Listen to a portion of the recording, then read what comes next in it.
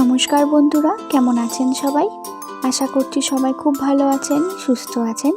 Titli and Tinni চ্যানেলে আপনাদের অনেক অনেক স্বাগত।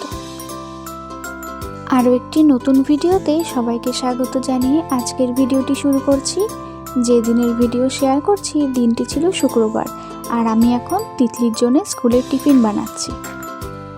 আজকে টিফিনে নুডলস দেবো। এর আগের দিনও দিয়েছিলাম নুডলস, কিন্তু বানানোর সময় তেলটা একটু বেশি পড়ে গেছিলো। আর এত তেল হওয়াতে ও টিফিন ব্যাগেও কিছুটা পড়ে গেছে তেল, তার জন্য মেয়ের কাছে একটু বকাও শুনতে হলো।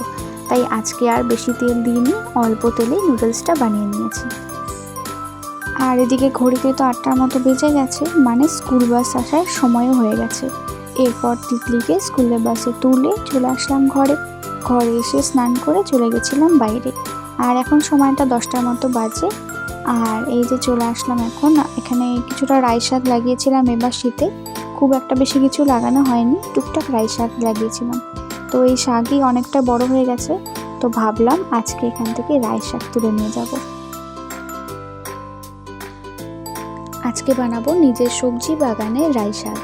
আর এই শাকটিতে কোনো রকম সার দেওয়া হয়নি, আর চারপাশে একটু ঘেরা দেওয়া আছে, কেননা অনেক সময় কিছু ঢুকে যায়, কেননা রাস্তার পাশেই তো বাড়ি।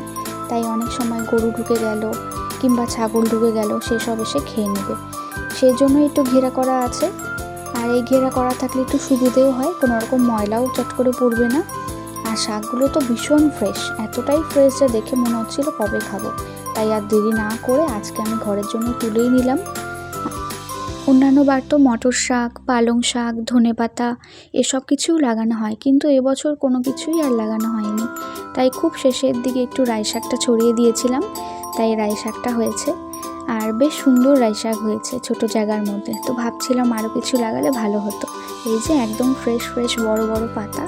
তো এখন ঘরে নিয়ে এখন কড়াইতে ভিজিয়ে দিলাম, কেননা মাটি থাকতে পারে, তাই কিছুটা ভিজিয়ে রাখবো, মাটিগুলো চলে যাবে।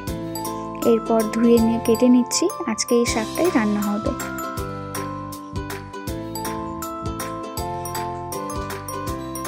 শাকটিকে সুন্দর করে ধোয়া হয়ে গেছে, আর এখন কেটে নেওয়া হচ্ছে। কাটা হলেই বানিয়ে নেব। আর আজকে এই শাকটি বানাতে কোনো রকম পেঁয়াজ, রসুন, আদা কোনোটাই দেবো না, দেবো শুধু একটু শুকনো লঙ্কা আর কালো জিরে। একটু ঝাল করেই বানাবো। আর এই যে শাকটি একদম রেডি হয়ে গেছে, আর খেতেও ভীষণ সুস্বাদু হয়েছিল। শাক রান্না তো হয়ে গেল। আর এর পরের রান্না হচ্ছে আলু ফুলকপির রসা। আলু ফুলকপি এখানে কেটে নিয়েছি, আলুটাকে একটু ভেজে নিলাম, আর ফুলকপিগুলোকে একটু সেদ্ধ করে রেখেছি। ফুলকপি আলু রসা বানানোর জন্য একটি মশলা তৈরি করে নেব। মশলার মধ্যে থাকছে আদা, টমেটো, লঙ্কা, সব একসাথে বাটা হয়ে গেলে কড়াইতে দিয়ে দেবো সাদা জিরে আর শুকনো লঙ্কা ফোড়ন। এরপর বাটা মশলাটা ভালো মতো কষিয়ে নেব, আর সাথে দিয়ে দেবো জিরে গুঁড়ো। যেই জিরে গুঁড়োটা আমি ঘরেই বানাই। ঘরে বানানো জিরে গুঁড়োর সেন্ট কিন্তু খুব ভালো হয়, প্রতিটা রান্নায় খুব সুন্দর সেন্ট হয়। তাড়াহুড়োয় কাজ করলে দু একটা ভুল কিন্তু হয়েই যায়। এই যে আজ যেমন ফুলকপিটা বানানোর আগে ফুলকপিটা ভেজে রাখার কথা ছিল, সেটা তো আর ভাজা হলো না। আর মশলাতেও এতটাই লঙ্কা দিয়ে দিয়েছি যে বাচ্চারাও খেতে পারবে না। তো সেটাই ঝালটা কমানোর জন্য উপর থেকে একটু টমেটোও দিয়ে দিয়েছিলাম। আর এই যে আমার রান্না একদম কমপ্লিট। এদিকে আছে গাজর, কোয়াশ আর আলু, সবগুলোকে গ্রেট করে নিয়েছি, যেটা তিন্নির খাবারে যাবে। আর আছে এখানে বেগুন ভাজা তিতলির জন্য। আর এরপর দেখতে দেখতে তিতলিও আসার সময় হয়ে গেছে, ওর বাসও চলে এসেছে, 4টা বাজে এখন ঘড়িতে।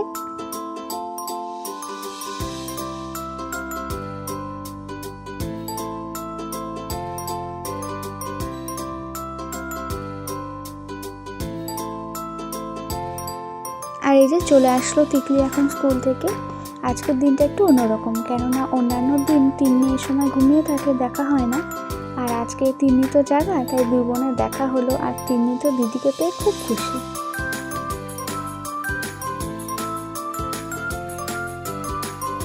এরপর দুই বোন খেলা শেষে তিতলিকে খেতে দিয়ে দিয়েছি। তিতলির খাওয়া হয়ে গেছে, আর ও এখন রেডি হচ্ছে টিউশনে যাওয়ার জন্যে। যেহেতু শীতকালের বেলা, তাই খুব তাড়াতাড়ি অন্ধকারও হয়ে যায়। আর এখন তো 5টা মানেই অন্ধকার। আর ও এসে তাড়াতাড়ি খেয়েও নিয়েছে, রেডিও হয়ে নিয়েছে, এখন ও বেরিয়ে পড়লো টিউশনের জন্য। ঘড়িতে এখন 5টার মতনই বাজে, কিন্তু বাইরে দেখে মনে হচ্ছে অনেকটাই রাত। আর দিদিকে যেতে দেখে তিন্নিরও মন খারাপ হয়ে গেছে, ঘরে এসে কান্নাকাটি। দিদিকে যেহেতু খুব কম সময় কাছে পায়, তাই যেটুকু কাছে পায় সেইটুকু সময় খুব আনন্দেই কাটায়। আর দিদিকে ভালোওবাসে ভীষণ। আর যেহেতু আজকে দুপুরে সেরকম কিছু রান্নাও হয়নি, তাই জন্য ভেবেছি সন্ধেবেলা বাচ্চাদেরকে চাউমিন করে দেব। আর এই যে এখন দুই বোনে মিলে বসেছে, এদিকে তিন্নি খাইয়ে দিচ্ছে, মানে বুনু খাইয়ে দিচ্ছে দিদিকে, চাউমিন খাইয়ে দিল, এরপর জলও খাইয়ে দিচ্ছে। বেশ সুন্দর করেই সময়টা কাটাচ্ছে এখন। তো এই ছিল আজকের ভিডিও এই পর্যন্তই। আজকের ভিডিওটি এখানেই শেষ করছি। ভিডিওটি কেমন লাগলো জানাবেন। ভিডিওটি যদি ভালো লেগে থাকে একটি লাইক কমেন্ট শেয়ার করবেন, আর চ্যানেলটিকে সাবস্ক্রাইব করে পাশে থাকবেন। ভিডিওটি দেখার জন্য অসংখ্য ধন্যবাদ। আবারও দেখা হবে।